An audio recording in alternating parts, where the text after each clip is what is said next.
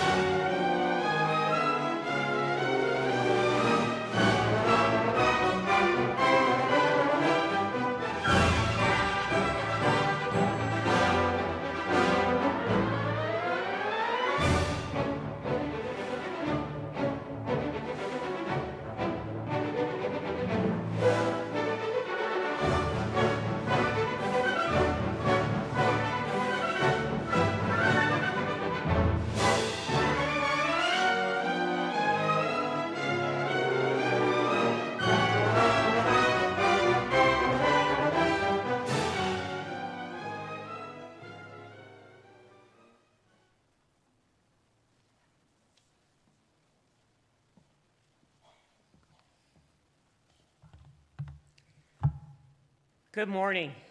This is a great day. This is my personal favorite day, and I believe the most important day on a university's life. Please be seated.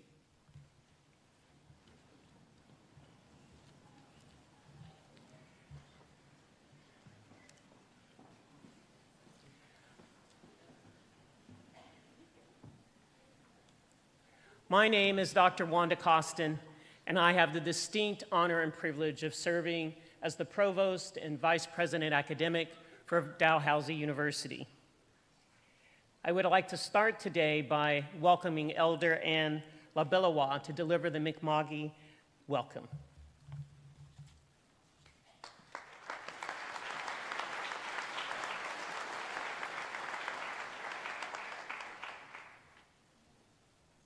Kwe. Oh my goodness, I don't know why I'm getting emotional, but it's a very, very special morning. Willie Eksikbu in my language. I don't speak my language, I know a few words here and there, but Willie Eksikbu means it's a very, very good morning. A morning to celebrate, a morning to be alive, and a morning to be so grateful because we woke up this morning and we still have our breath. We're still able to get up. We're still able to be the best that we can be. So I just want to say, Wali Eksikwu, and welcome. Welcome to this day. Wow. Congratulations, mom, dads, and families. You did a great job. And congratulations to all the students who work so hard through blood, sweat, and tears to get where they are. And it's going to be an incredible world of future to see you go out there and to bring your very best. That is inspiring, so hopeful. So I just want to share with you what I have learned in my own journey about how to honor the ancestors of all races. They did a moment. They took a moment in their lives back then to understand how life was. They were able to observe and listen. They listened different than what we listen today. And they not only sat on the land, they sat with the land. And that's true through all races, because they had to know how the land lived. They had to know how the medicines were. They had to know how the weather was. So they weren't really trying to change too much of the environment. They changed themselves so that they could listen and see what the truth was and how everything functioned. And I just want to recollect a little bit about our forest, because I refer the forest a lot to who we are. Because a true forest is the only place of true harmony. There's all different shapes, sizes, colors, and it's been sustaining itself for billions of years, and it all takes care of each other. And this is what an elder told me many, many moons ago, back in the 70s, when I was quite lost in my journey. She says, we have to learn how to do that, because we don't see the roots underneath the ground that's connected all over the world. No matter where it is, those roots help each other. And she says, that's what we have to learn how to do as we walk upon the earth here. So I'm going to ask you to meet your sacred breath, because we don't breathe on our own. It was given to us because we are loved that much, and Spirit doesn't judge who it gives the breath to. So I'm going to ask you to close your eyes for a moment. And this is something that we don't normally do in our daily life, but it's so important to be able to take a moment. It helps our physical mind and our body to heal. And it also helps us to be so grateful, because we have so much to be grateful for. So take that breath in through your nostrils, just like a newborn baby does. This breath in, and now this breath out, and release that. this breath in,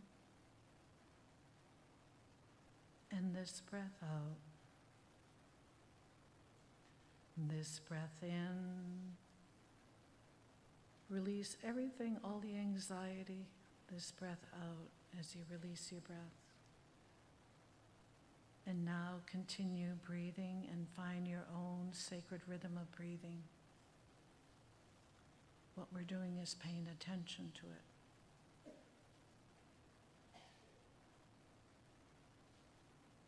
Just for a moment.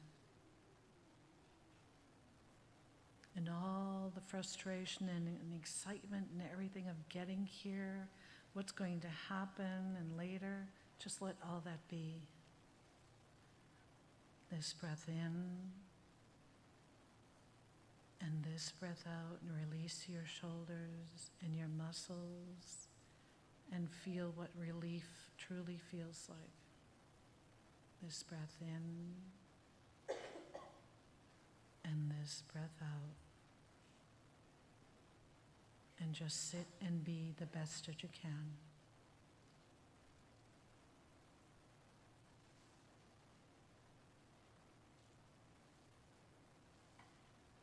O great Spirit, whose voice I hear in the wind, whose breath gives life to all, help me. I need your strength and courage so much. Take my hands and help me to respect the beautiful things you have created, including myself. Take my feet and guide me so I can find that way of life, that path that has wellness, compassion, strength, understanding, wisdom, forgiveness, joy, happiness, and peace. Help me so that I don't put my brothers and sisters below me, but to conquer the greatest enemy, myself. Help me to learn the lessons you have placed in every leaf and rock, so I can learn these teachings and bring them back to the people. So that when my eyes fade like the setting sun, my spirit can come to you without shame. Tahoe. This breath in, I am well. This breath out, so grateful, thank you. This breath in, and this breath out, and release your shoulders. And now you can bring yourself back to the moment where you are sitting. Feel yourself sitting in your seat. Slowly open your eyes. And when you open your eyes, you'll feel a sensation which we don't experience very often. And it's a moment, just a moment, of total peace, so that our brain and our body and our blood cells can do the best that it can do. We need to be able to do that once in a while to help ourselves, honor ourselves for who we are, who we were created to be, the best that we can be. So Walaliok, and have an incredible experience right now, and congratulations again.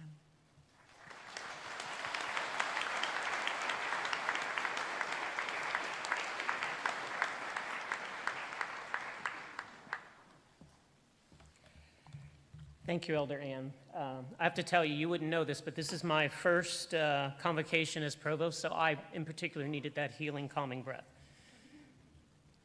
Dalhousie is located on Mi'kma'ki, the ancestral and unceded territory of Lenape. We are all treaty people.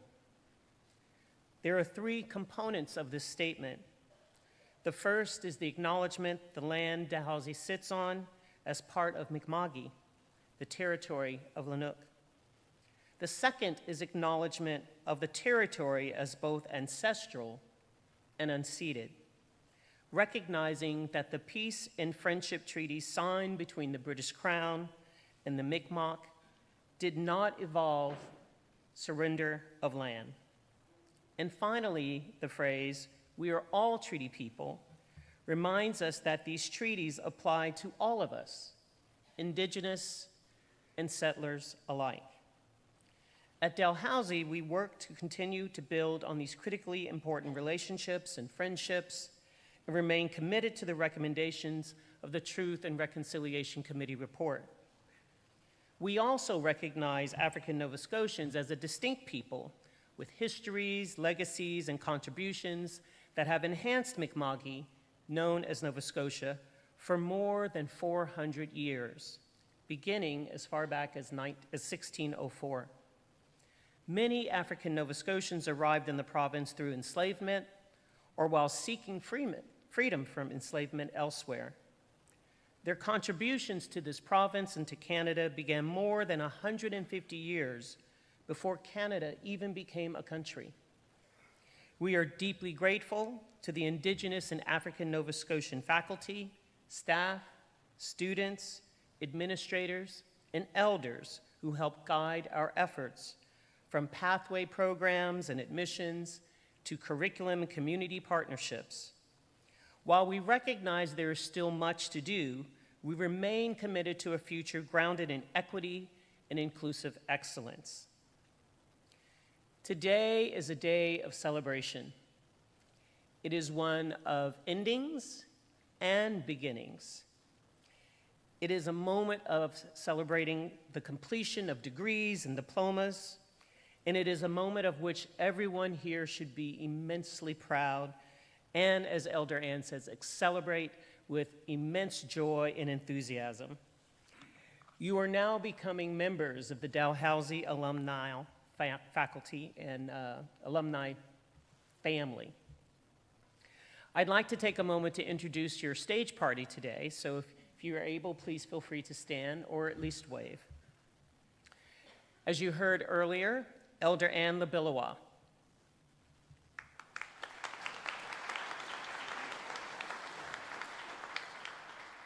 Our Chancellor, Dr. Rustam Southwell.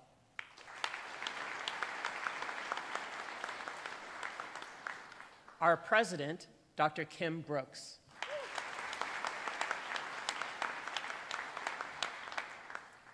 Our Chair of Senate, Dr. Louise Spiteri.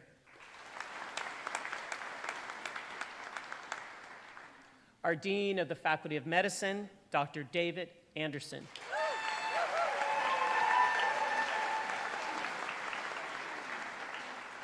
Our Dean of the Faculty of Graduate Studies, Dr. Marty Leonard.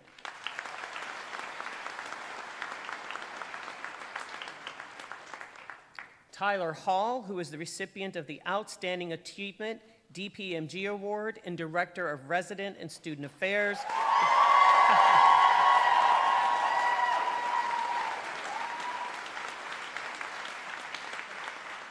Well done. Rebecca Chapman, who is a graduating student with the Faculty of Medicine, has been selected to read the Hippocratic Oath with her colleagues.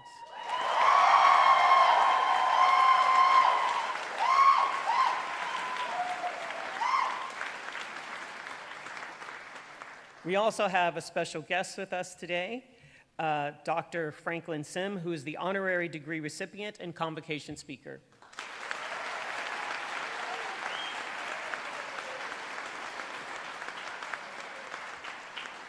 We also have a unique opportunity. We're with us today. We have the President and Vice Chancellor of St. Mary's University, Dr. Robert Summerby Murray.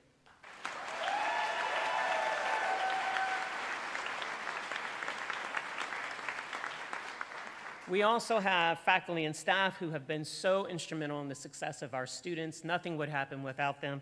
So I'd ask you all, if you're able to please stand or wave so we can acknowledge you as well.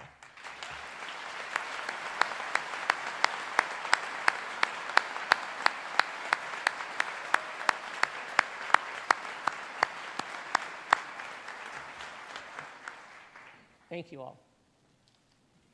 Before we proceed, I do want to take a moment. There are a few logistics, as always, in the event of an unexpected, unanticipated emergency. Please take note of, I feel like I'm on a plane at this moment. So please take note of the exits. They are actually marked with a green sign in the event that we need to exit. It is now my distinct pleasure to present to you our President and Vice Chancellor of Dalhousie University, Dr. Kim Brooks.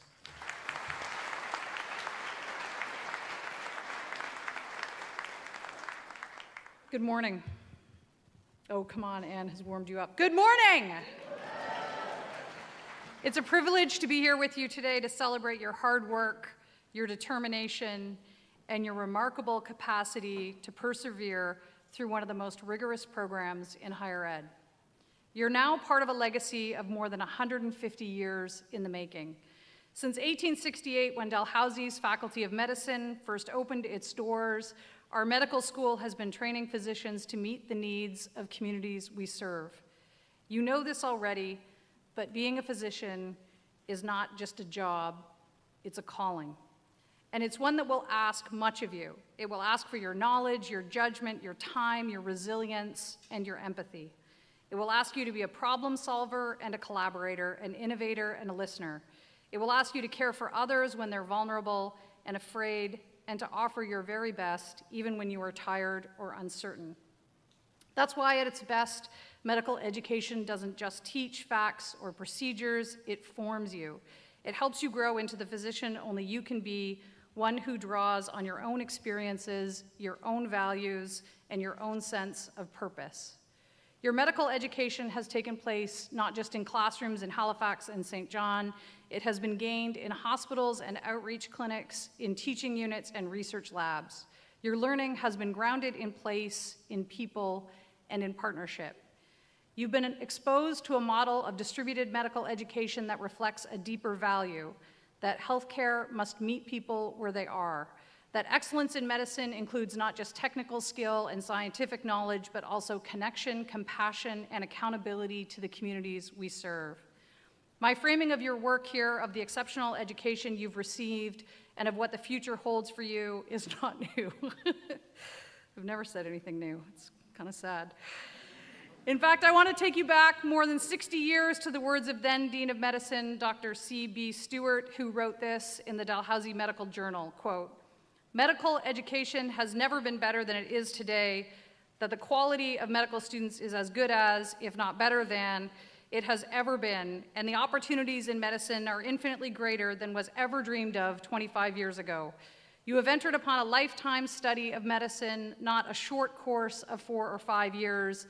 A judicious mixture of idealism and hard-headed realism will be needed to steer medicine on a proper course in future years. My one prediction for medical students of today is that you will not find life dull in your chosen profession," end quote. It's remarkable how true those words still ring, especially now as we find ourselves in the midst of extraordinary transformation, technological, social, and scientific. You graduate into a world where artificial intelligence is reshaping diagnostics, where reconciliation calls on us to rethink systems of care, and where climate change impacts the health of populations. The future of medicine demands not just knowledge, but humility, creativity, and courage. The practice of medicine is challenging and changing, and so must we, and so will you. Dalhousie's Faculty of Medicine has been embracing that change, from the expansion of research in cancer, neuroscience, infection and immunity, to health equity, to reimagining our curriculum with social accountability at the core. We're building not only better doctors, but a better system. And now you have become and will continue to be part of that work. You're not just inheriting a profession, you are helping shape its future. Some of you will stay close to home, serving the communities that raised you. Others will lead innovations in global health, inform policy, or push the boundaries of what we know through research. Wherever you go, I hope you carry with you what Dalhousie has tried to instill: a commitment to lifelong learning, a sense of service, the joy of discovery, and a belief in the capacity to make change. We on this stage are so enormously proud of you. You've earned our admiration not just for what you've learned, but for who you are becoming.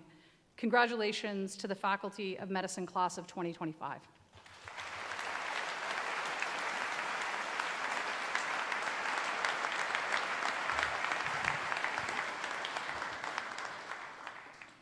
Thank you, President Brooks.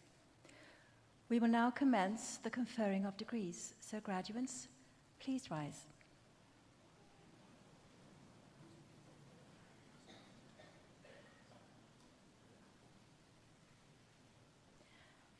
Chancellor Southwell, as Chair of the Senate of Dalhousie University, I ask you to confer degrees upon those candidates whose names have been approved by Senate. By virtue of the authority vested in me and in Dalhousie University, I admit to their respective degrees and diplomas with all rights, privileges, the requirements of that degree, and whose names have been approved by Senate. Admito vos ad gradum. Congratulations.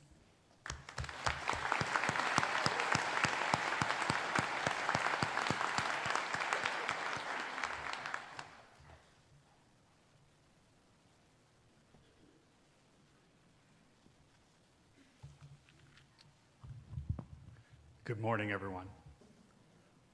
I'm very pleased to invite the Faculty of Medicine class of 2025 to stand.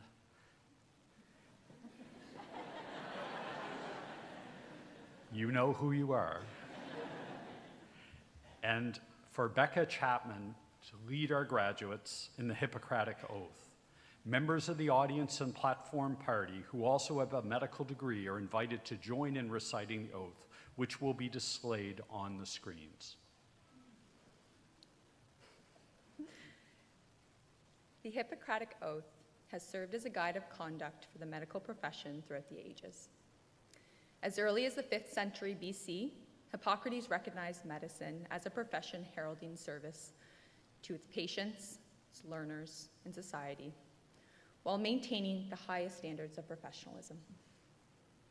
Today, the class of 2025 wishes to take the oath, to declare their commitment to the principles of Hippocrates' Code of Ethics.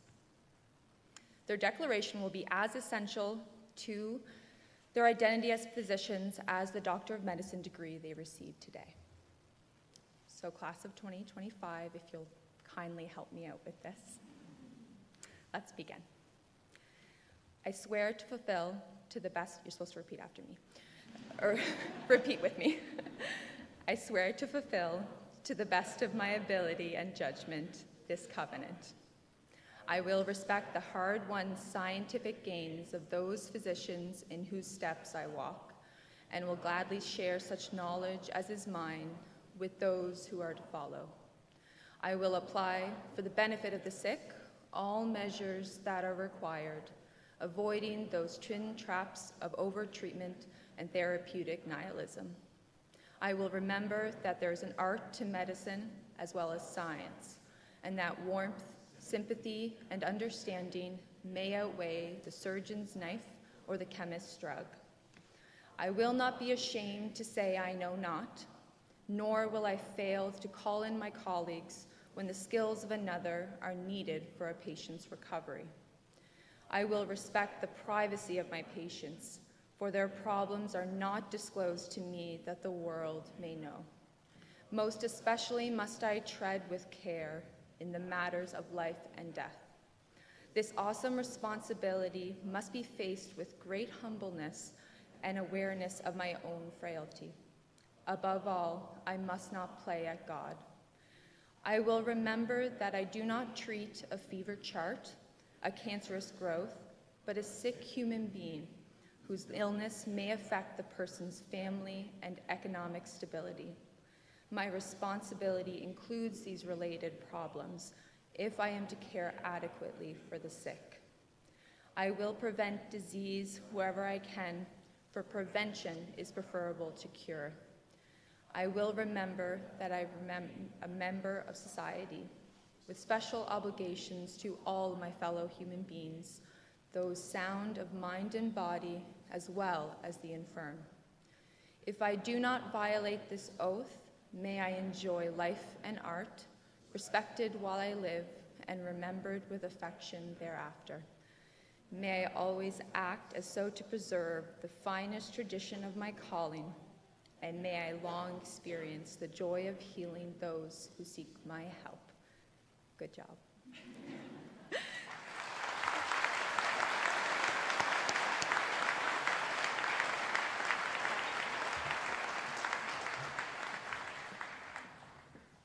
We have been witnesses to your pledge and hope that you will continue to hold these principles throughout your career.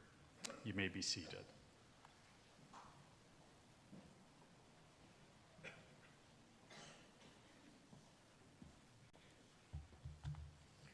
Now we're at the really fun time.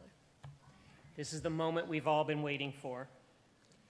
For some of you, it is your first time crossing the stage, and for some of you, it is numerous, but it never ceases to be a momentous occasion.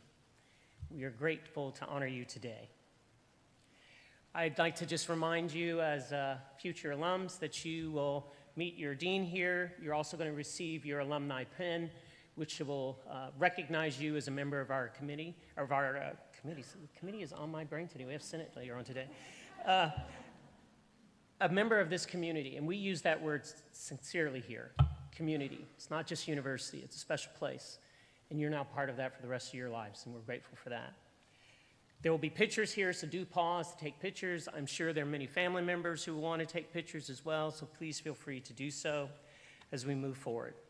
I now will ask Dr. David Anderson, Dean of Faculty of Medicine, Dr. Marty Leonard, Dean of Faculty of Graduate Studies, and Ellen McDonald to the stage so we can begin presenting the candidates to receive their degrees.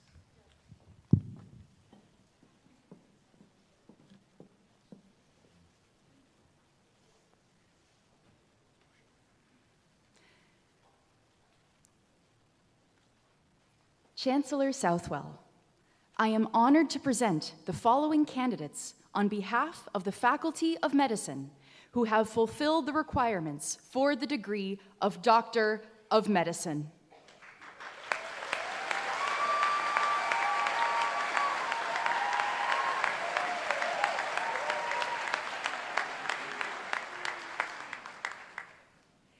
Susan Adele Abdo.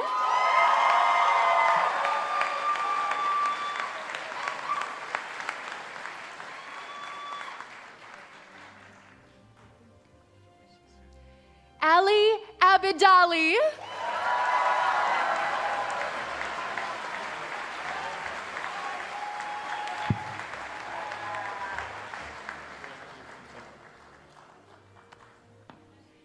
Baraki Abraha.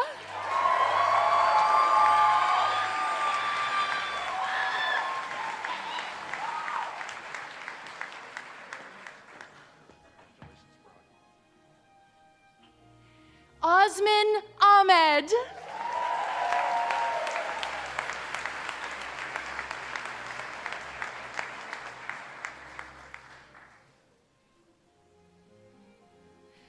Fahad Al-Gaith.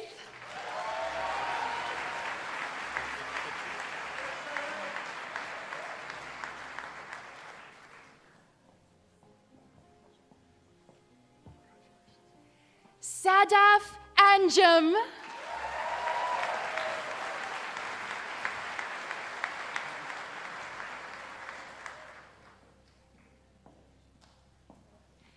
Francisca Ruth Annan.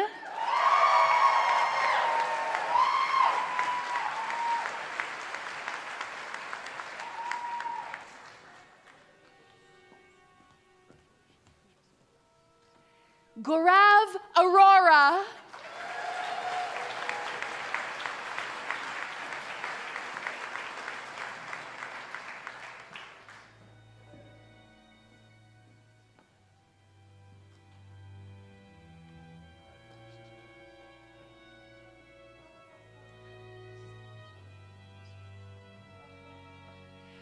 Okerogena Atai Kiru.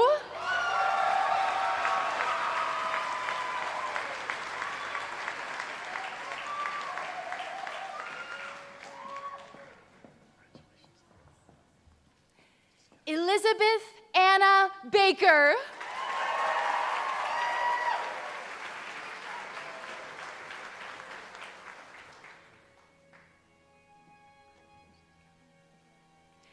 Michael Baskey.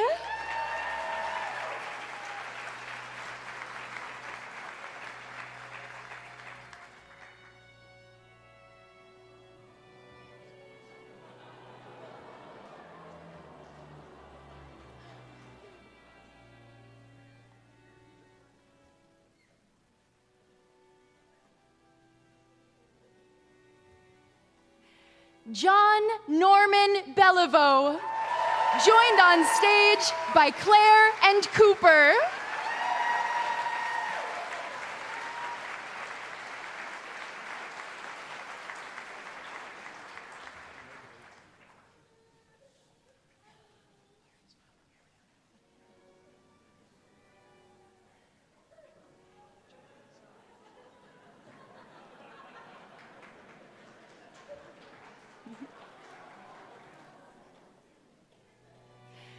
Garant Berger.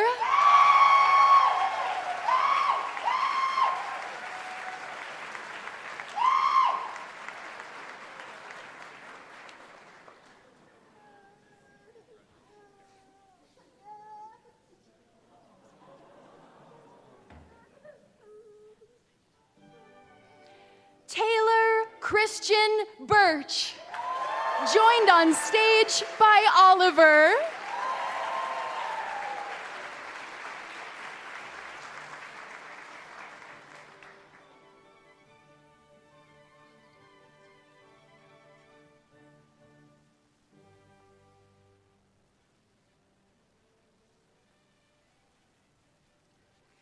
Chloe Ann Blackman.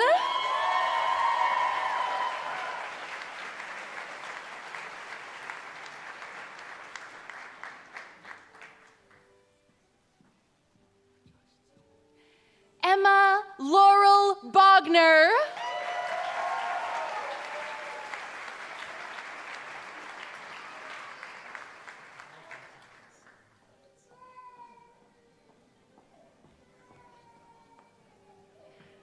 Marv Bonkahes.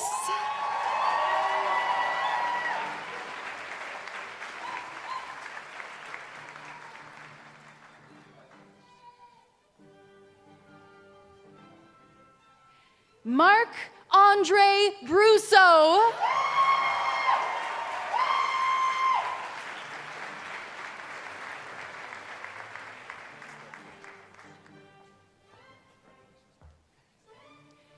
John David Blair Brown.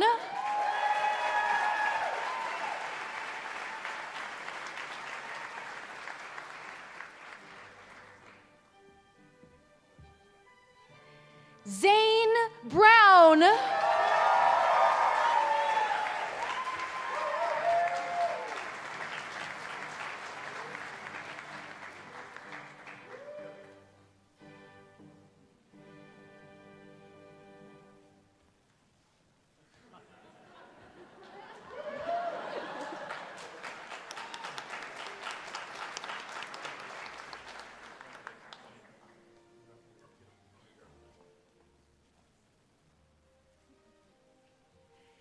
Neil Ingram Callahan.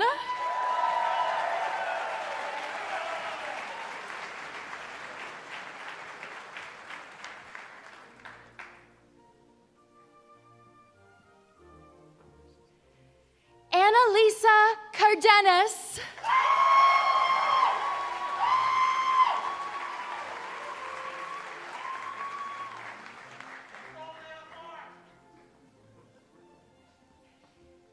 Donovan Cassidy Nolan.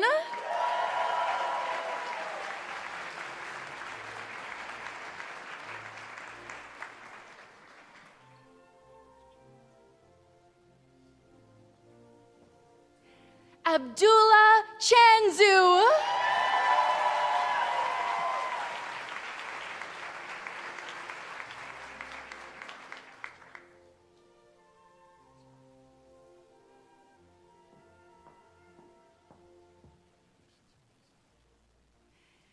Andrew Charles Edward Chapman.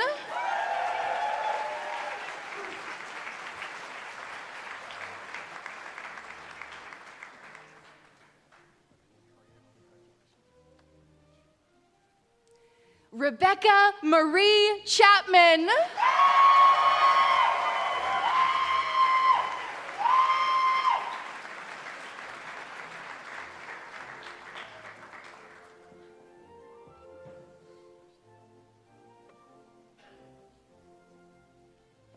Kate Chua.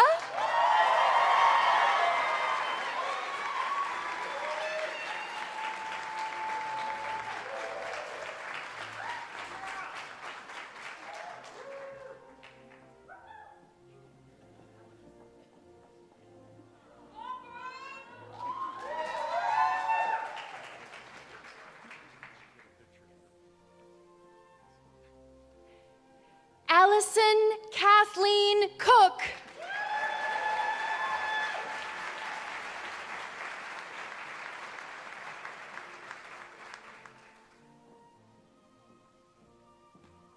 Lauren Elizabeth Cooper.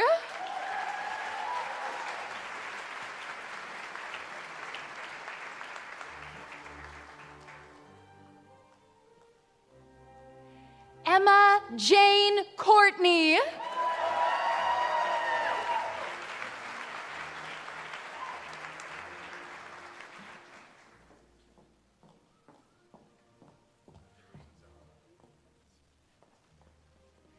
Madeline Elizabeth Crawford.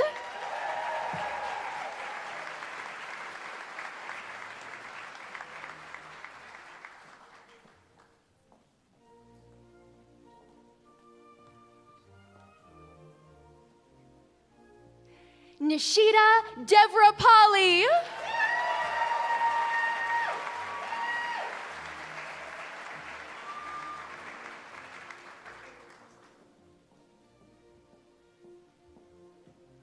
Haley Christina Donald.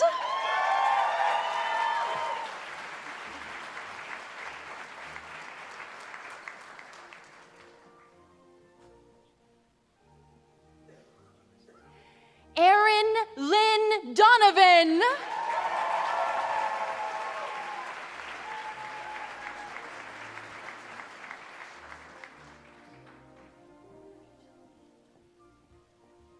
Rachel Ann Dory.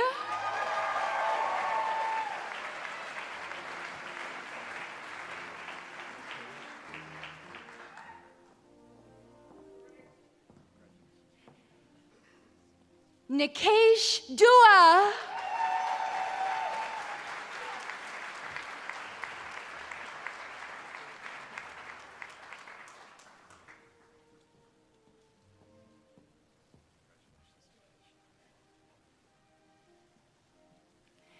Yulia McGilvery Duganzik.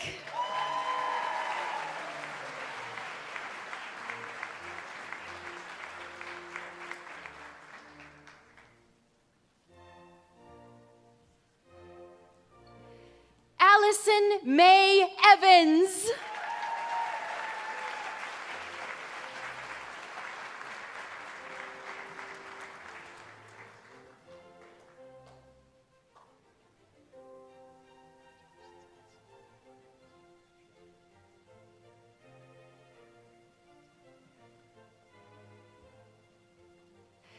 Ayomide Toluwalashe Fakuade.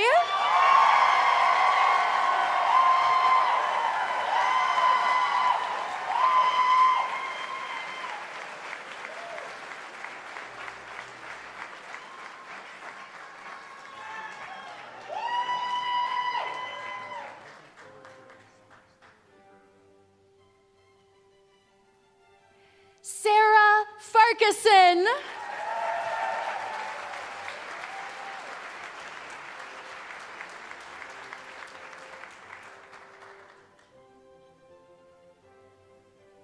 Mary Laura Fay.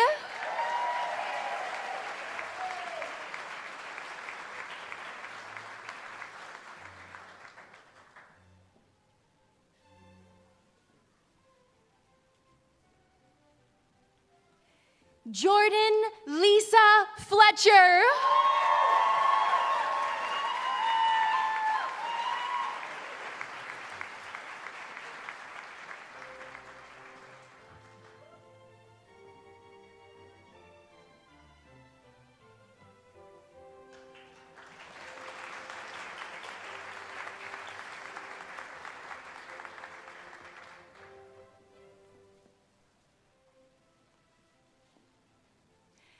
Ethan Joel Fogarty.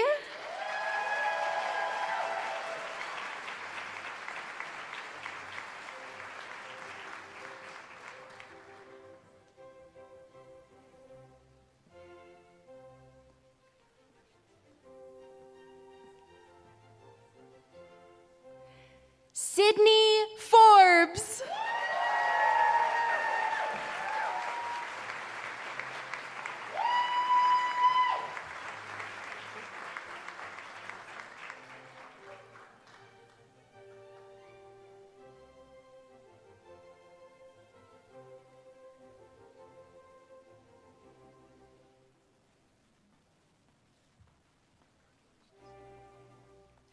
Giselle Francis.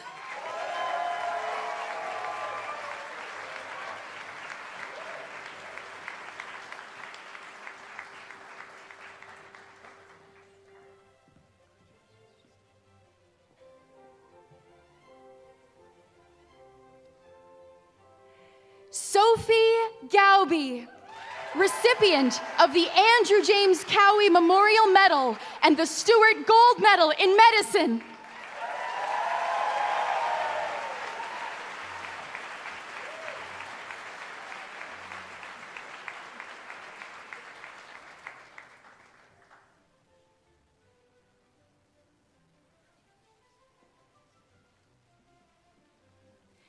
Marley Gerges.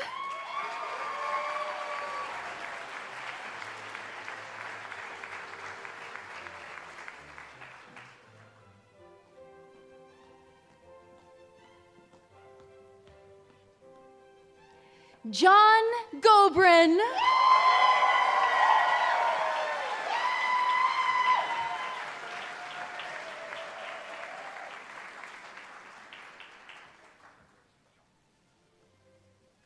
Zoya Avelina Gomes.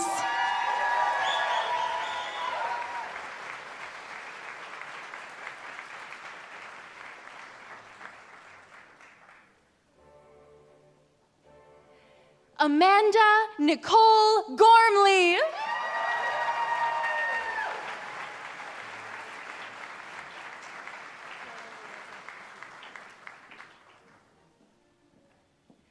Hannah Marissa Grossman.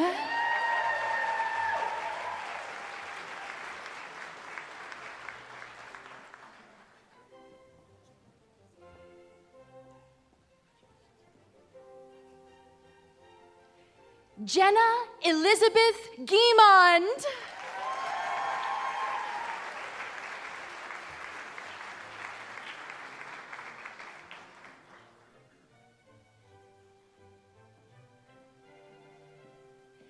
Alexandra Agnieszka Hadla.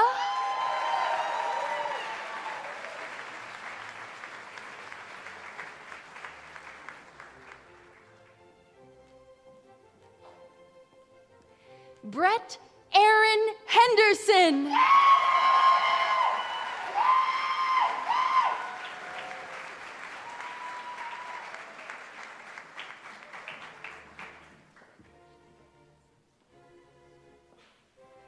Claire Hermiston.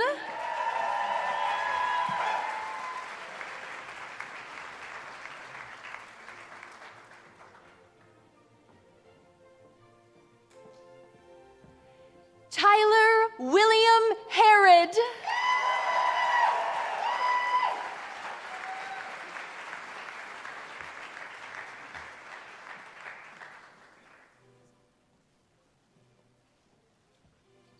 Rachel Louise Holland.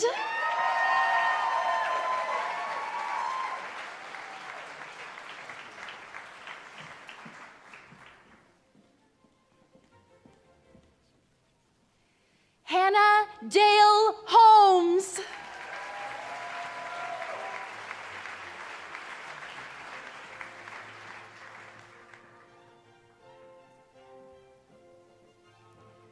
Catherine Elizabeth Hauser.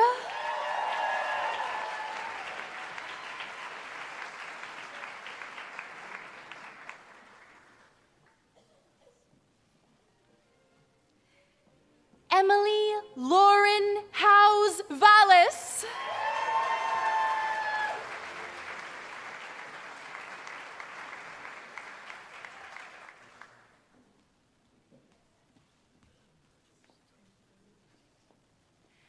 Ahmed Tariq Hussein.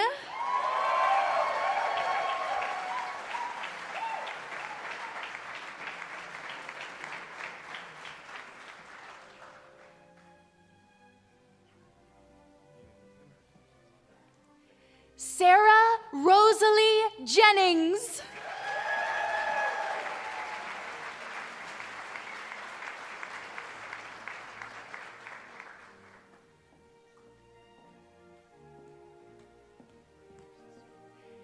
Kiana Kamali.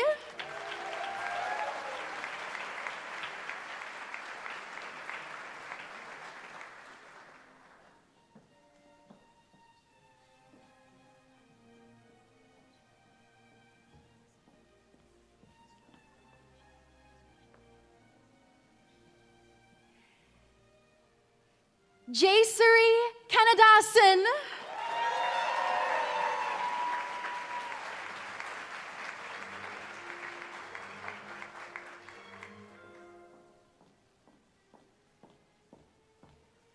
Lydia Ann Kennedy.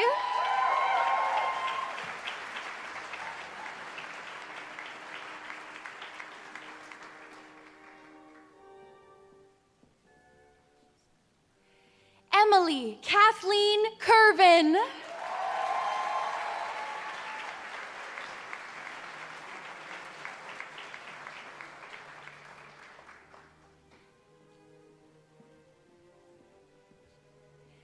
Neha Kanna.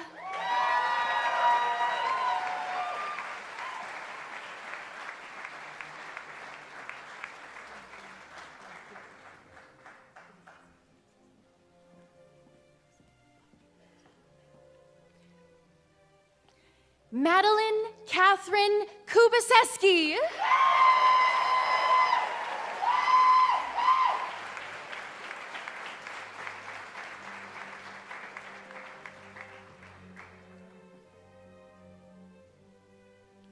Robin Catherine Lake.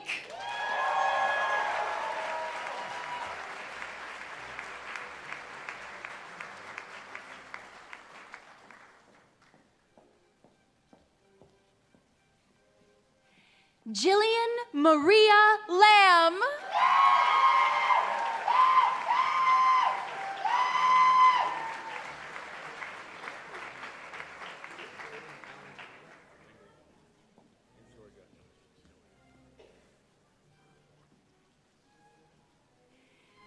Stuart Gordon Ballantyne Langley, joined on stage by Georgia.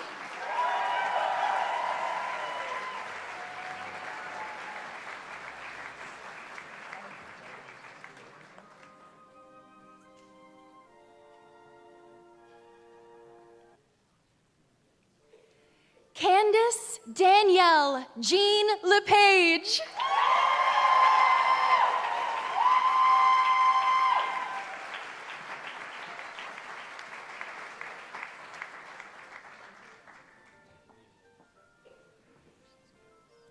Laura Emily LePan.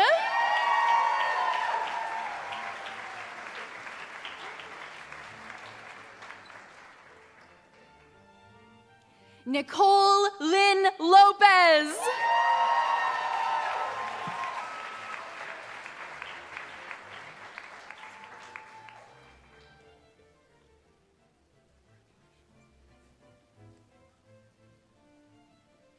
Robert Logie.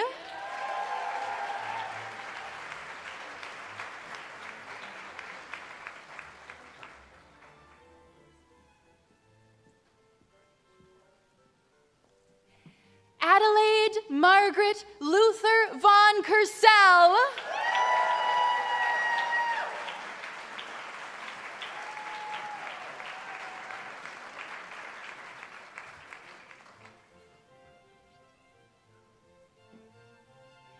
Callum Burke McDonald.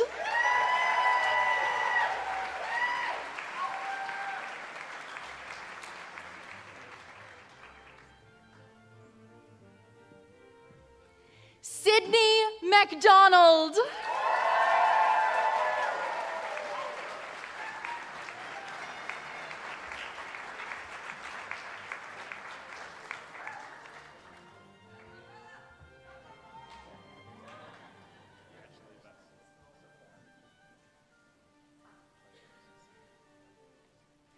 Victoria Therese McDonald.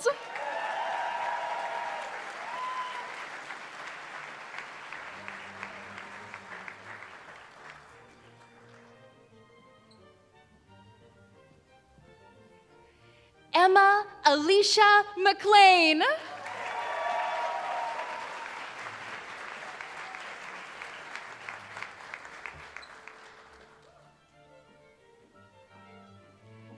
Alexandra McNeil.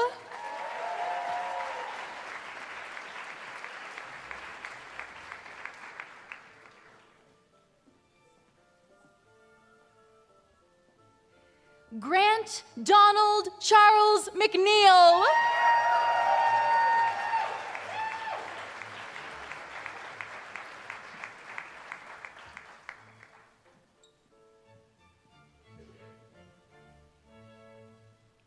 Blair Taylor McGee.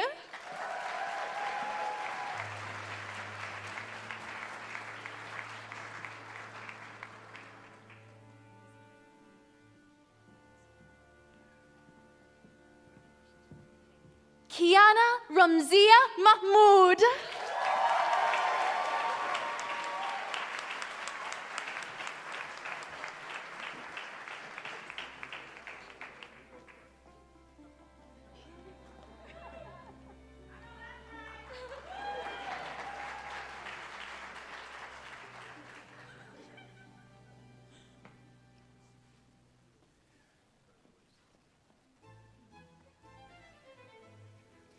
Reba Marie Connolly McKeever.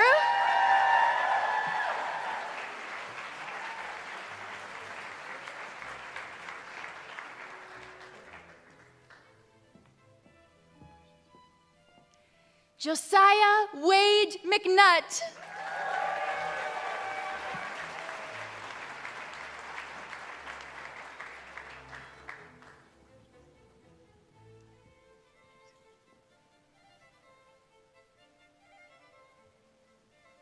William Joseph Harold McQuaid.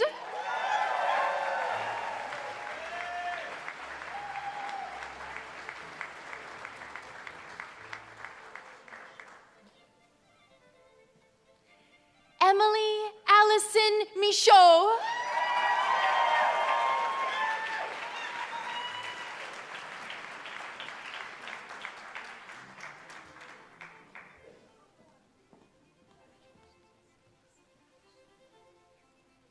Lauren Grace Ann Mills.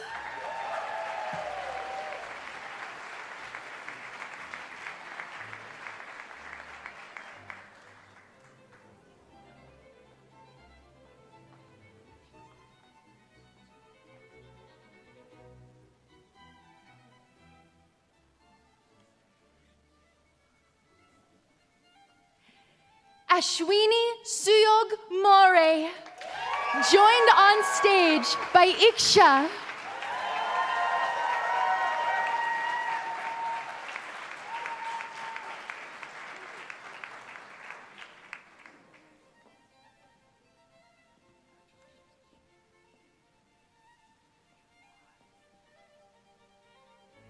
Jennifer Martha Nagel.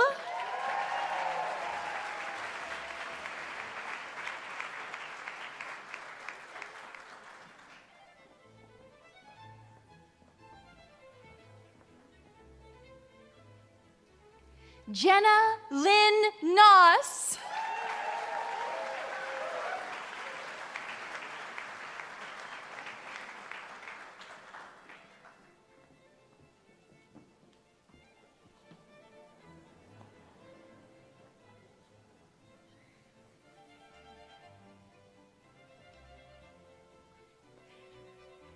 Andrea Nushki, joined on stage by June.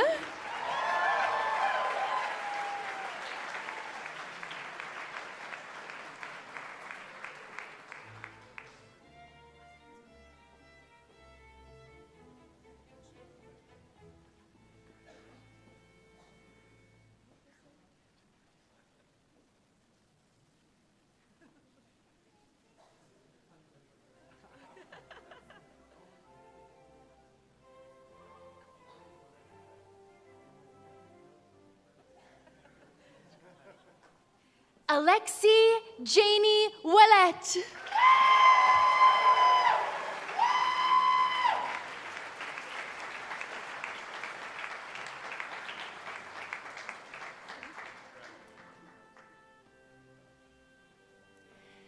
Stephanie Peel.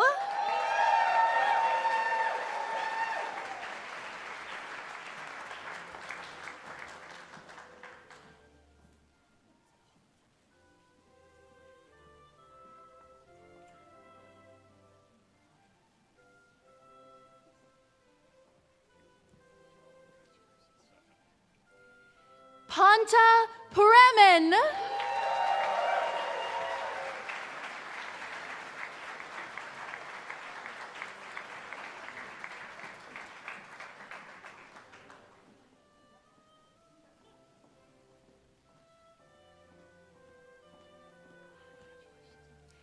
Ariel Olivia Provo.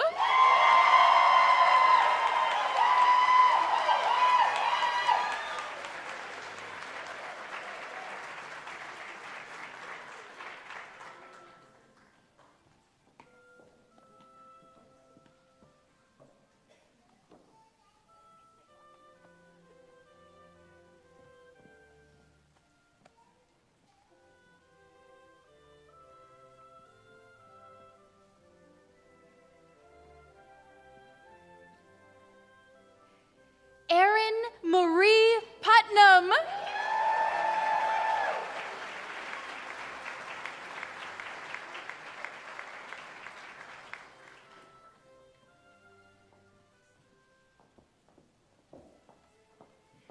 Gloria Jacinto Rodriguez.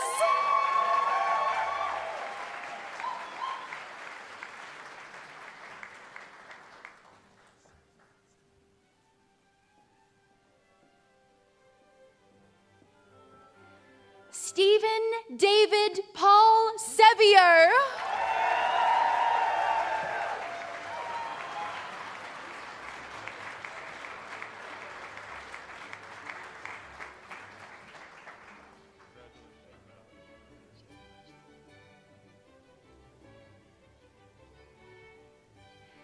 Nikki Shaheen.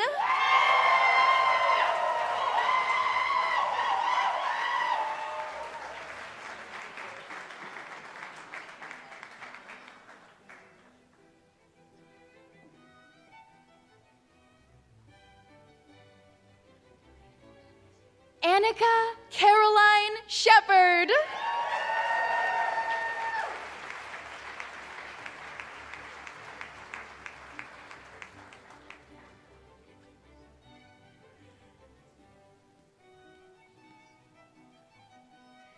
Ali Abrar Shirazi.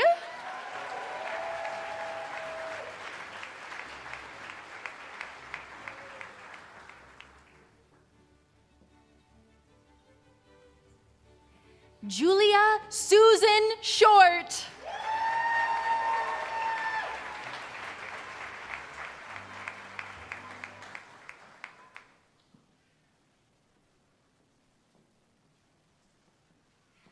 Alex Michael Wayne Smith.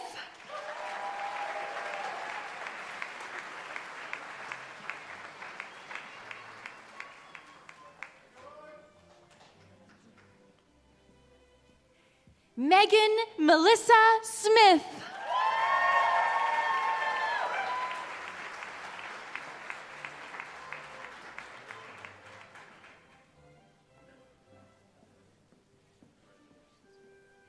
Nicole Taylor Smolensky.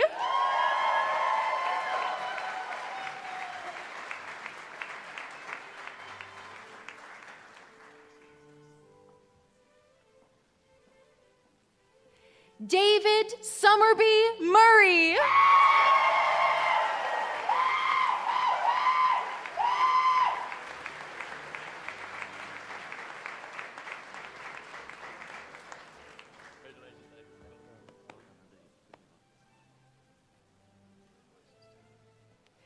Victoria Ann Taylor.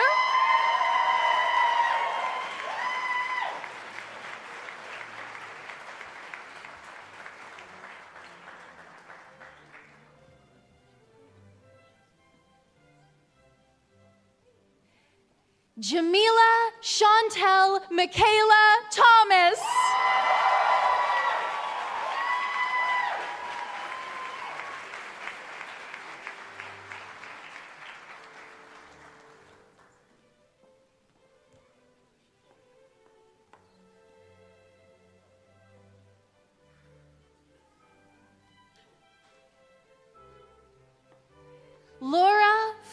Francis Tuppering.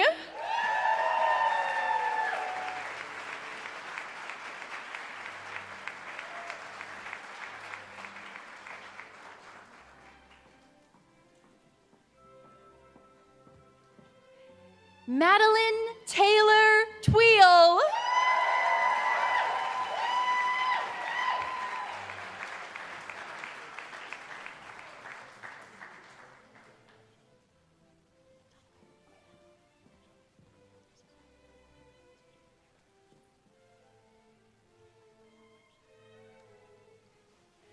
Tyler Odell Upshaw.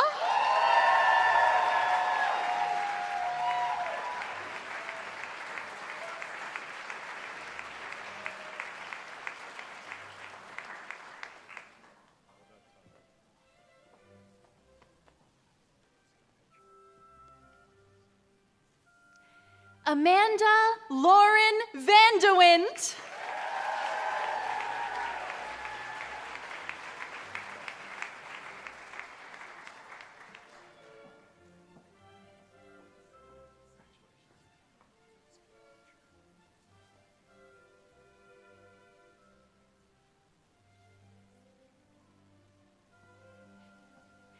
Victoria Vicina, joined on stage by Valerie and Hazel.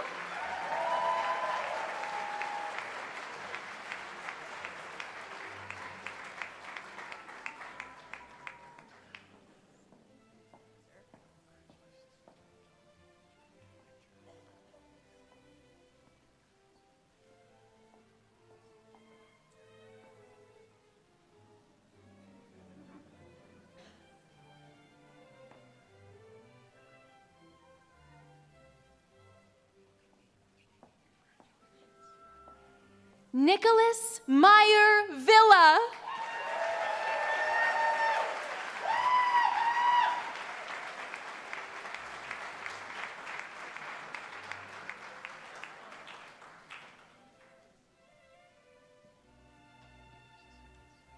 Emily Brianna Weston.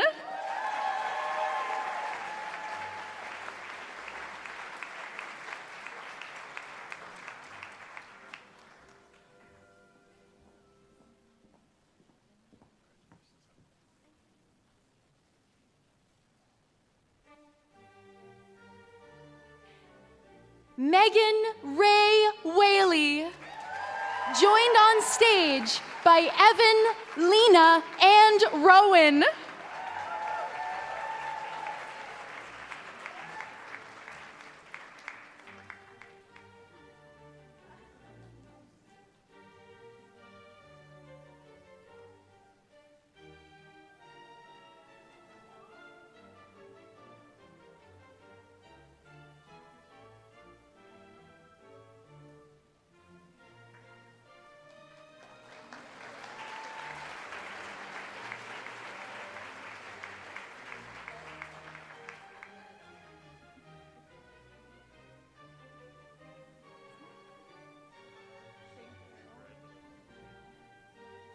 Nicholas William Zink.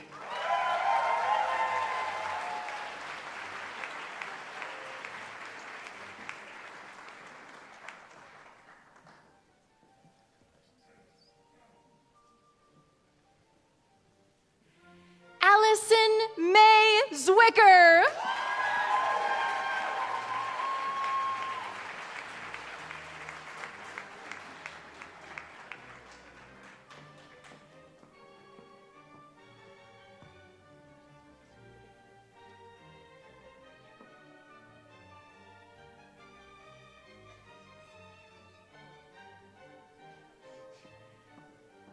This concludes the presentation of candidates for the Doctor of Medicine.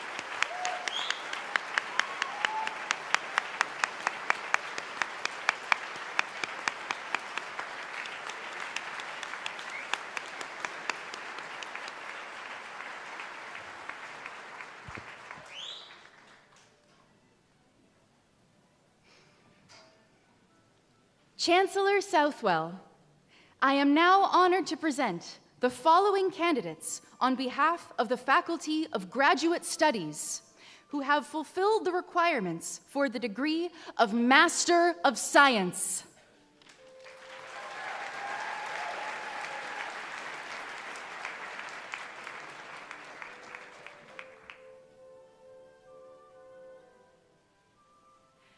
Cameron Jessica Bruce.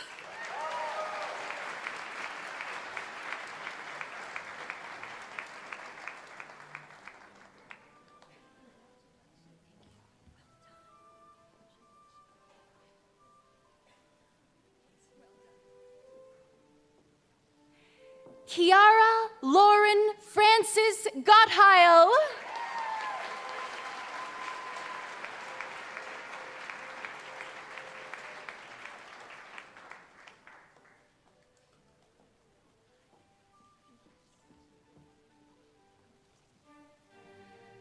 Laura Juliana Jimenez.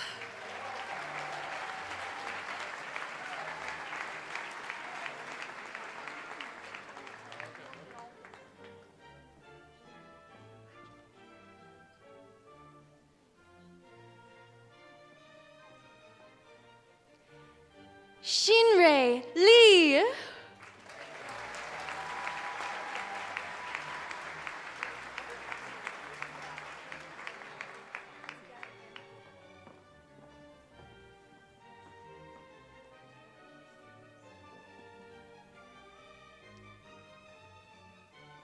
Leah Renelle Messers.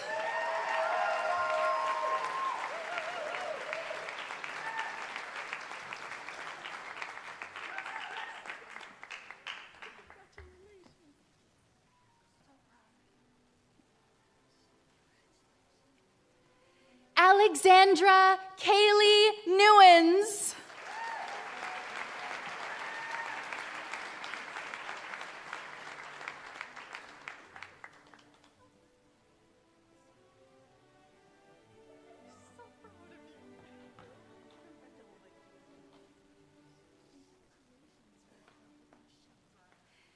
Allie Marie Simone.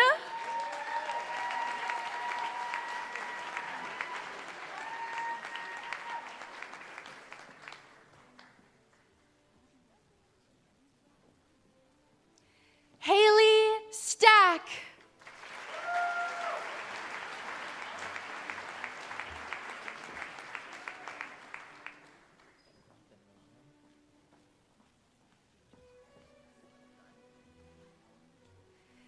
Aaron Tanamayaran, recipient of the Governor General's Gold Medal.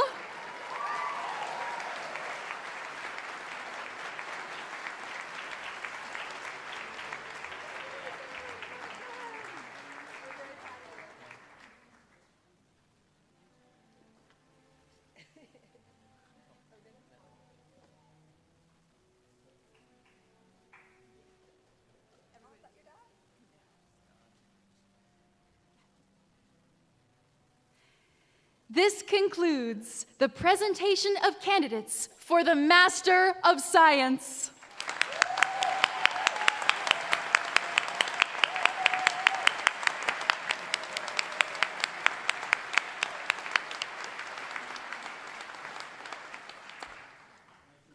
Mr. Chancellor,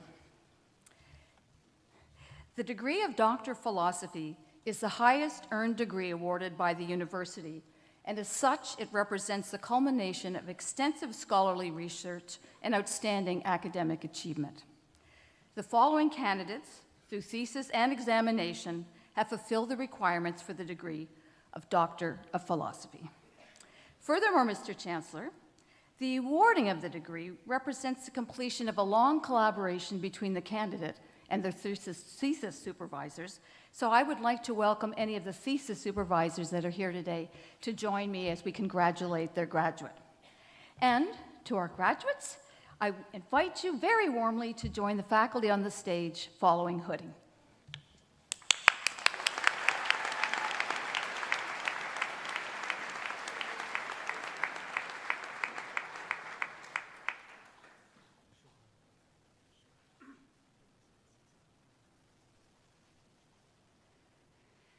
Shubham Banga, Doctor of Philosophy in Pharmacology, supervised by Susan Howlett.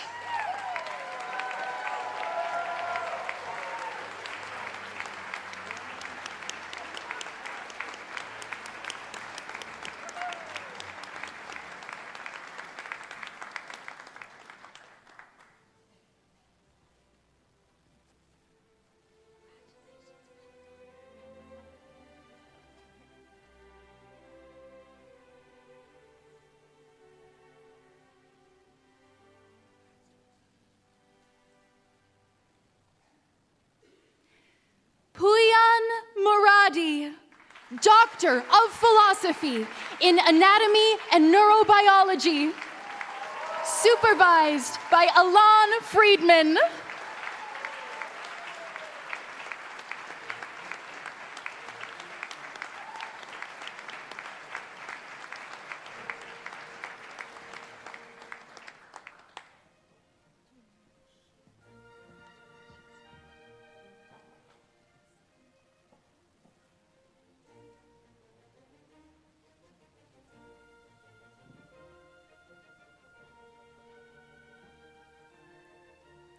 Yuno Shi, Doctor of Philosophy in Microbiology and Immunology,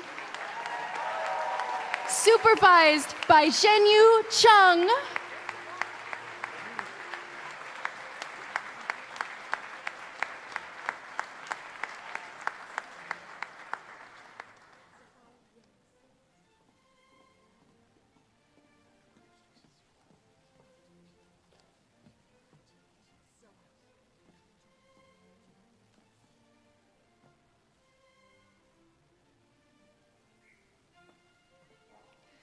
Asal Yans, Doctor of Philosophy in Anatomy and Neurobiology,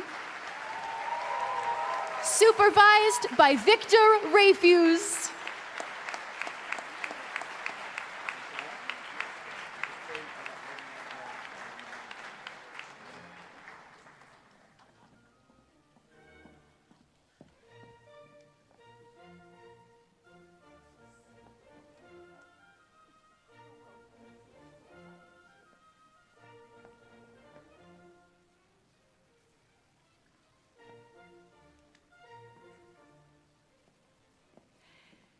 Chancellor Southwell, this concludes the presentation of candidates who are here today to receive the degree of Doctor of Philosophy.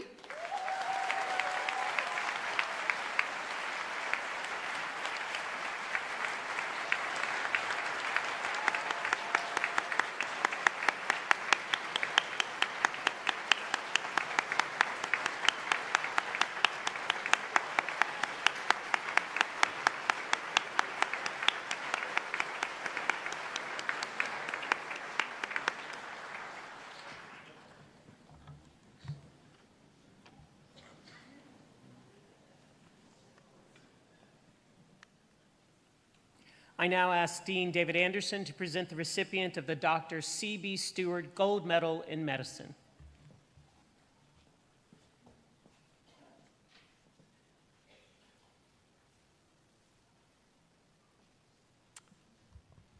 Thank you, Dr. Costin, and congratulations again to the class of 2025. The Chester B. Stewart Gold Medal in Medicine Award is given to the graduate of the highest academic standing at Dalhousie Medical School. I am pleased to announce the 2025 recipient of this prestigious award is Dr. Sophie Galby.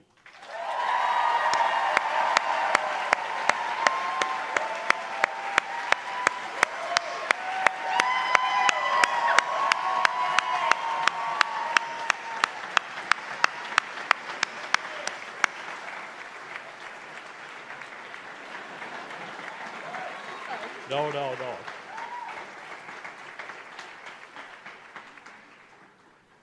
I would ask Dr. Galby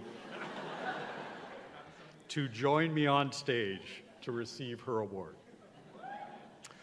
Born and raised in Hubley, Nova Scotia, Dr. Galby completed her Bachelor of Science with honors in chemistry at Dalhousie University. During her undergraduate studies, she distinguished herself both academically and athletically by playing varsity basketball on Dalhousie's women's team for the entirety of her 4-year degree. At Dalhousie Medical School, Dr. Galby has benefited from a close network of friends and family who have supported her during her training. She also acknowledges the valuable support provided by preceptors, residents, and classmates, all of whom she credits with helping her to achieve her goals.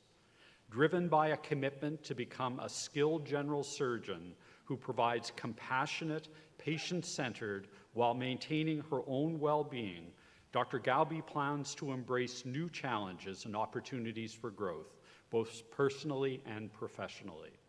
She aspires to be involved in teaching, to create mentorship opportunities for future physicians and surgeons, and to serve as a role model for the female medical community. Congratulations, Dr. Galby, on this tremendous achievement. Mr. Chancellor, it's my pleasure to present to you the 2025 Chester B. Stewart Gold Medalist, Dr. Sophie Galby.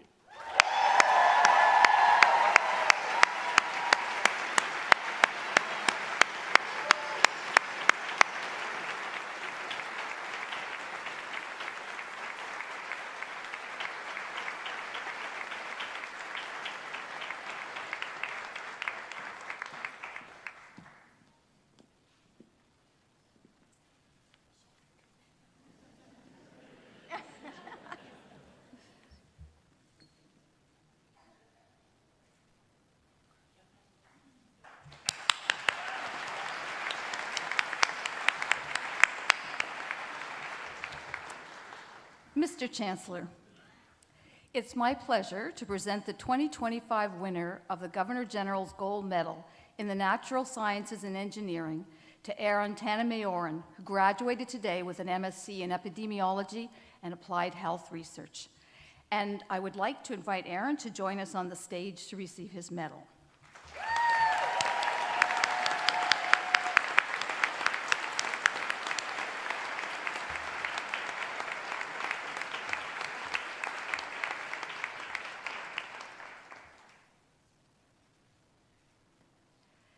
Mr. Chancellor, you're not finished yet. The Governor General's Gold Medal is awarded each year to the most outstanding master's candidate in the natural sciences and engineering.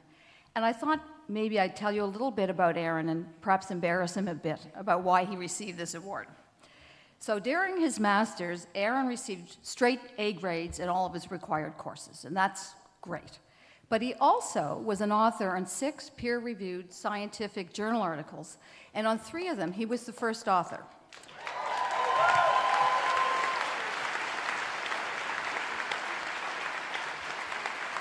And you have obviously recognized that this is exceptional. Aaron also completed a challenging thesis entitled Effects of Pre-Transplant Hemolysis Dialysis Timing on Post-Kidney Transplant Outcome. And basically what Aaron asked was whether the time between the last dialysis that a patient waiting for a kidney transplant received and the timing of the transplant, whether that affected the outcome. And what he found, by measuring a variety of outcomes, is that it didn't affect the success of the transplant. And that's incredibly important because that means physicians can rule that timing out as something they need to consider when they're doing the transplant. So well done on that, Aaron. I told you I was going to embarrass you. One more. Okay. And in closing, I just would like to quote, I can't help myself, a couple of short excerpts from the nomination letter that was written by Aaron's supervisors. So Dr. Karthik Tenankor placed Aaron in the top 1% of all of the trainees he has worked with, and there have been many, in terms of his academic prowess, abilities, and enthusiasm as a researcher. Dr. Leah Cahill noted that Aaron, this is important, was outstandingly kind and an ethical person and a delight to work with. So, Mr. Chancellor, we are proud to recognize the achievements of Aaron Tanamayoran with the 2025 Governor General's Gold Medal in the Natural Sciences and Engineering.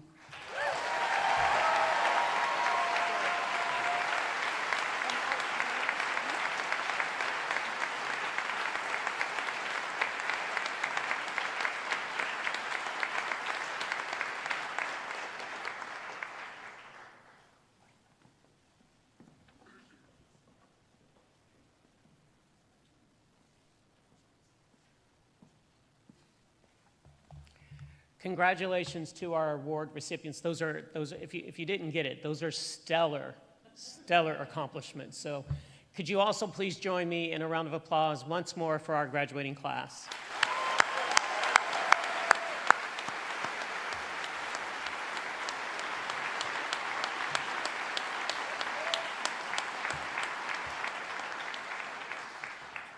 Now is a unique moment in Convocation where we as a university recognize exceptional people in our communities. At this moment, I'd like to invite Dr. Louise Spiteri to the stage to present our honorary degree candidate.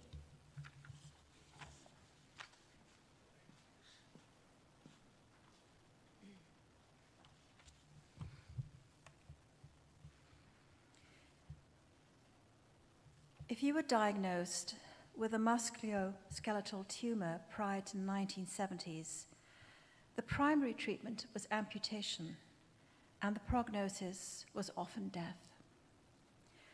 So when Dr. Franklin Sims' team at the Mayo Clinic devised a revolutionary new form of treatment for these tumors, surgeons from around the world flocked to Rochester, Minnesota, to learn their techniques.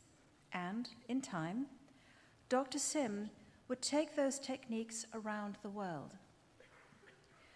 To leave a life-saving legacy is among the pinnacle of what someone can achieve in medical research, and it makes Dr. Sim a most worthy recipient of the honor we are bestowing here today.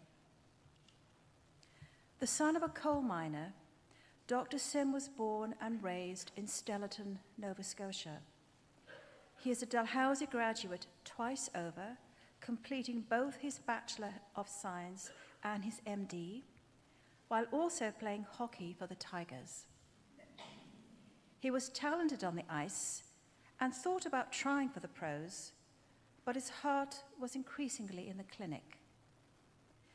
After completing his internship at the Victoria General Hospital in Halifax, he had the opportunity to move to Minnesota to do his residency training at the world-renowned Mayo Clinic, where he transitioned his focus to orthopedic surgery, a discipline that not only flowed logically from his love of sport, but which was primed for innovation. Appointed as a faculty member at the Mayo Clinic in 1970, Dr. Sim forged a path as a world-renowned pioneer in orthopedic surgical oncology, while balancing a thriving clinical and surgical practice with a vigorous research and teaching career in the US and abroad. He was a founding member of both the Musculoskeletal Tumor Society and the International Society for Limb Salvage. Through these networks, he helped spread the awareness and skills that supported life and limb-saving surgery for children and adults with bone and soft tissue cancers. He also led major advances in the treatment of pelvic tumors, helping improve survival chances for these cancerous tumors with a particularly high mortality rate. Regularly ranked as one of America's top doctors, Dr. Sim has trained more than 50 cancer-focused orthopedic surgeons around the world. He has traveled the globe to lecture, provide clinical teaching, and develop local musculoskeletal tumor treatment programs in countries such as Singapore, China, and Taiwan, always sensitive to cultural traditions and how they impact medical practice. He has also advocated for and supported women and racialized practitioners in a field long dominated by white men, efforts recognized in 2012 with the American Academy of Orthopedic Surgery's Diversity Award. Today, Dr. Sim is Professor Emeritus at the Mayo Clinic, credited with authoring more than 500 scientific citations, 200 book chapters, and 8 books. His many awards and honors include the top service awards from both the American and Canadian Orthopedic Associations, the Distinguished Mayo Clinic Physician Award, and, closer to home, the Alumnus of the Year Award from the Dalhousie Medical Alumni Association.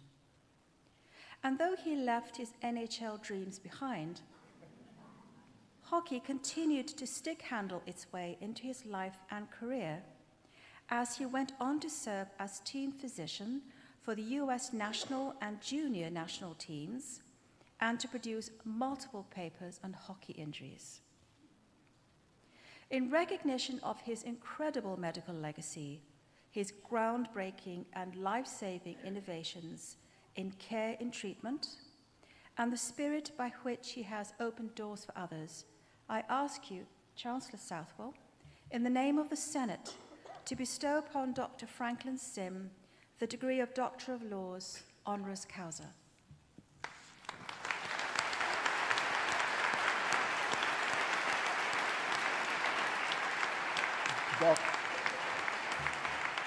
Dr. Franklin Sim, will you please rise?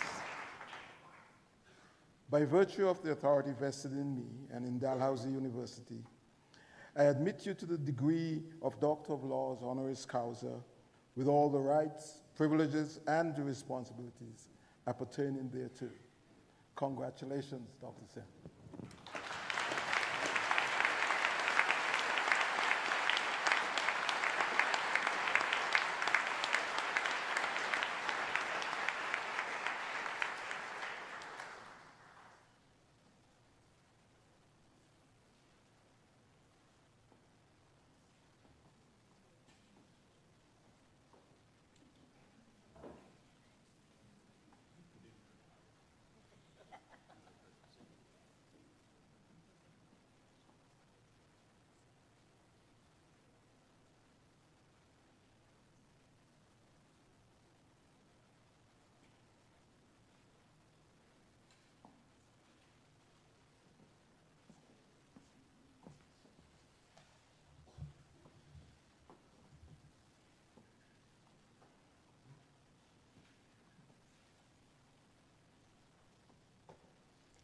Thank you, Chancellor Southwell, and Dr. Sim, it is indeed an honor to have you with us today. I invite you to share your remarks with the graduating class.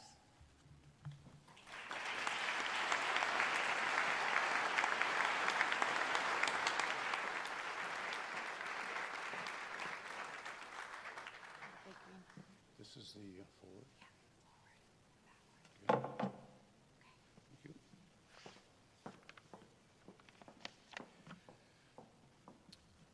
Thank you very much for the kind words, and good morning, everyone. I promise the parents I'll not show any surgical photos just before lunch.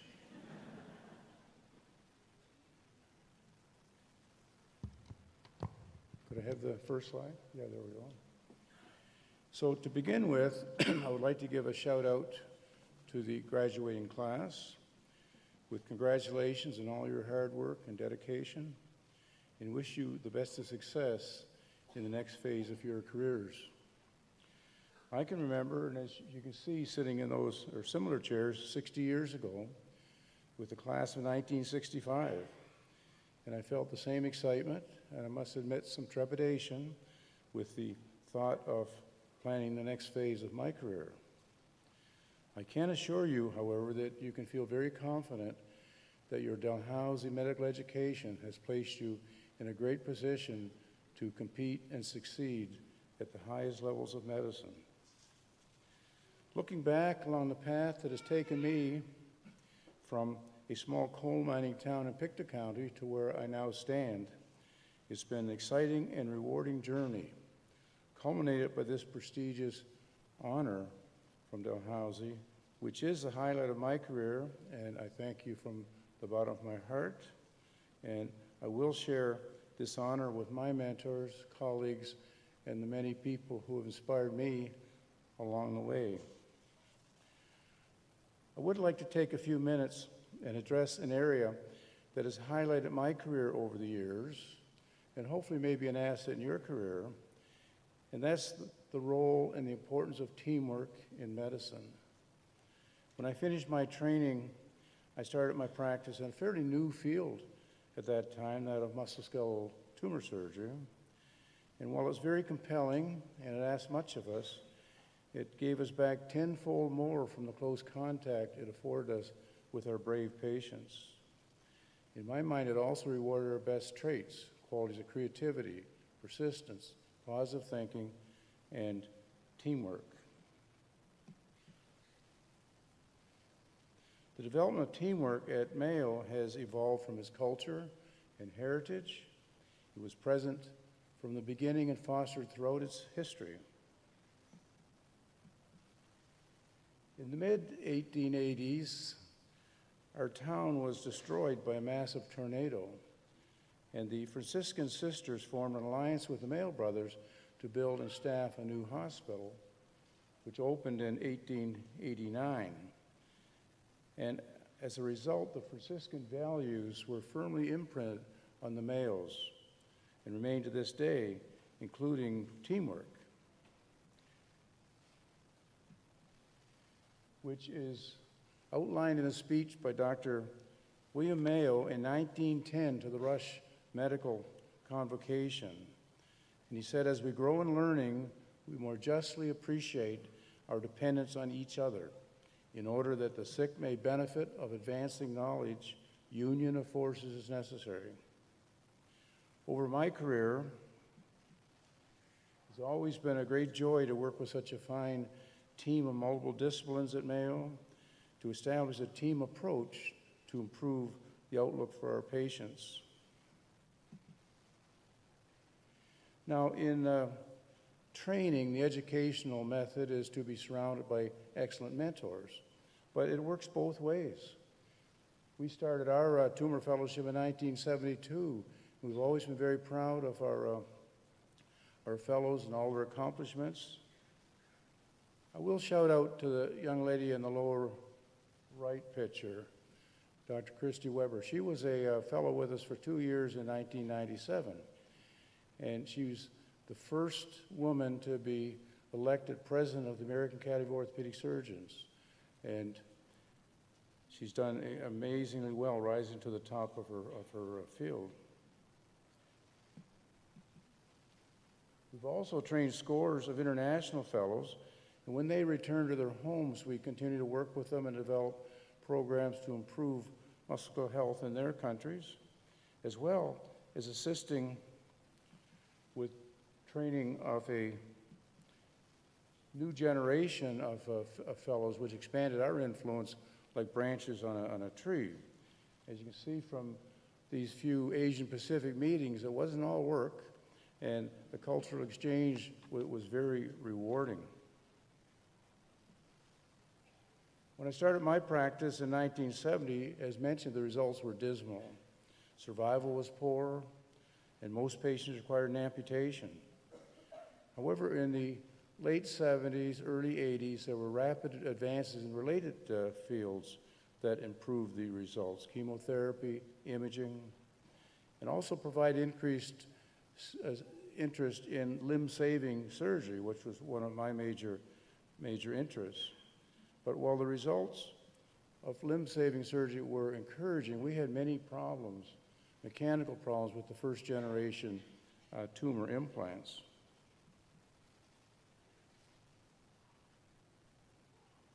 How do I go back here? Let's see here. Yeah. So as a result, at Mayo, they organized the first International Society of Limb Salvage, the workshop and design and application of tumor prostheses. We invited surgeons from around the world to work with material scientists, bioengineers, and manufacturers as part of a team to correct these difficult problems. So this group became extremely successful over the years because of the international interdisciplinary nature with emphasis on quality of life. The Society has met every 2 years for the exchange of ideas and developments in the world of limb salvage with contributions from researchers and collaborators from around the world to advance the science. Now, we're all experts in our field, but there are times when it's important to solicit the help of some of our colleagues who have specialized skills in their anatomical area to improve the results. And this is outlined in a quote by Dr. William Mayo, indicating the best interest of the patient is the only interest to be considered. And there are many times when I felt like the symphony director coordinating the various teams in complex cases like this. A young woman required a massive resection of her lower lumbar spine, entire sacrum, and limb with a complex reconstruction. Here, our reward is shown here, seeing her riding her snowmobile at 1 year. At 3 years, she's walking down the aisle in a prosthesis to renew her wedding vows. And at 10 years, she's back celebrating her 10-year cancer-free recheck with her surgeons.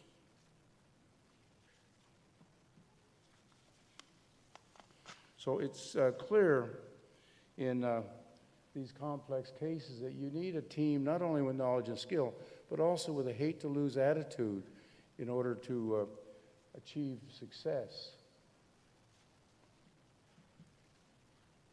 Our team recently looked at our database, more than 200 sacrectomies in these complex cases, and the review allowed us to establish a new classification so we could select the best reconstructions for each technique and type, and also predict the clinical result and the functional deficit. That award was given to our team for medical excellence, the prestigious Sheikh Hamdan Award. I had the honor of going to Dubai to receive the award on behalf of our team. So, in summary, what I've tried to do in a short time is review some of the achievements in our field and the role of teamwork. But certainly, we've come a long ways from those early pioneering days of custom implants to today's high-tech era of real-time 3D printed prostheses, computer-assisted surgery, and fulfillment of the promise of regenerative medicine. It's also clear that these achievements were due in large part due to teamwork, because with teamwork, all of our efforts are funneled into a shared vision, and the result is to become a real difference in the lives of our patients. So in closing, I'd like to point out that because of the complexity of this area of practice, it's very important that we treasure our successes, because it's a great privilege to attend to our brave and aspiring patients and watch as they move through their lives and their careers, for this is the greatest inspiration and reward for the work we do. And let me once again give a shout out to the seniors and congratulate you, and I think you'll have a great career. Welcome to the noble field of the practice of medicine, and also thank Dalhousie for this very high honor. Thank you very much.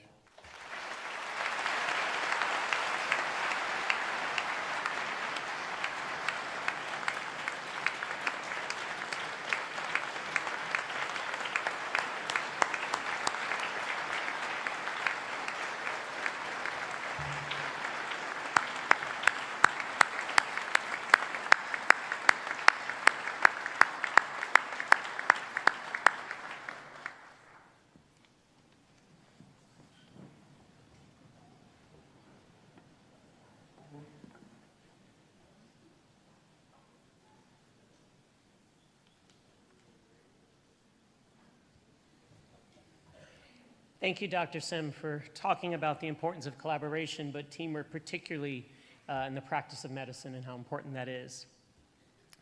Graduates, today you were led into this esteemed building by a beetle, not that kind of beetle, and this person was carrying our New Dawn staff of place and belonging. The staff is more than a ceremonial symbol. It embodies Dalhousie's diverse and inclusive community. It is crafted with materials, textures, and symbols reflecting the richness and diversity of individuals, just like all of you today. It is graduates who have shaped our campus and who now join a global network of more than 160,000 Dalhousie alumni. I would like to take a moment. None of us got here alone, particularly our esteemed graduates today. So graduates, I'd ask and invite you to stand and celebrate the people who have supported you to accomplish your goals.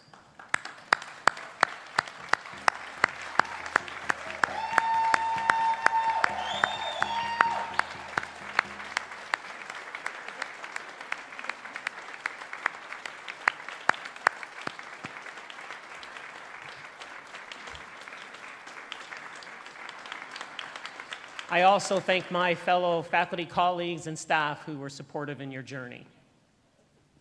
This concludes the formal business of Convocation. Thank you for being with us today. We ask that you remain seated as we process out with the beetle and the staff. Thank you for being here today.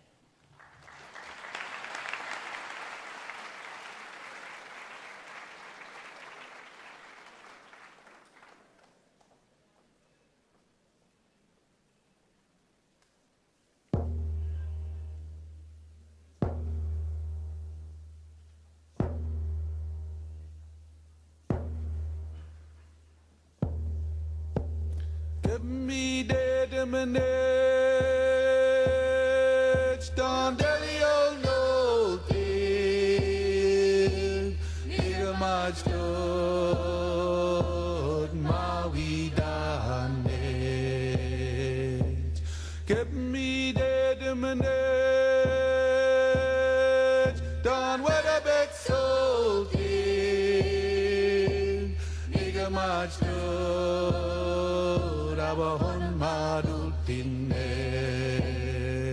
abahon madultinet, dan gisuk eliga haluk sigo ulau si amo we aheu we yo we ha ya ya we yo he ha ya we yo he ha ya we yo he ha.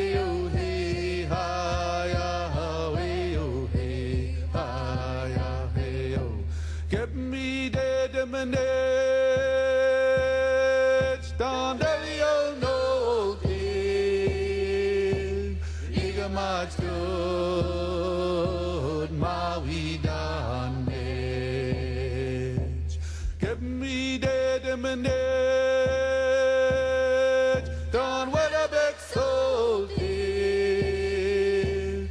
Nigga much good. Abahon madultinet. Abahon madultinet.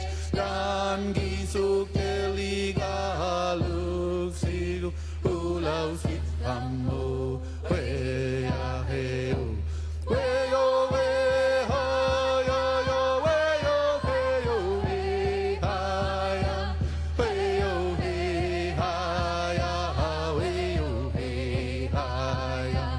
Way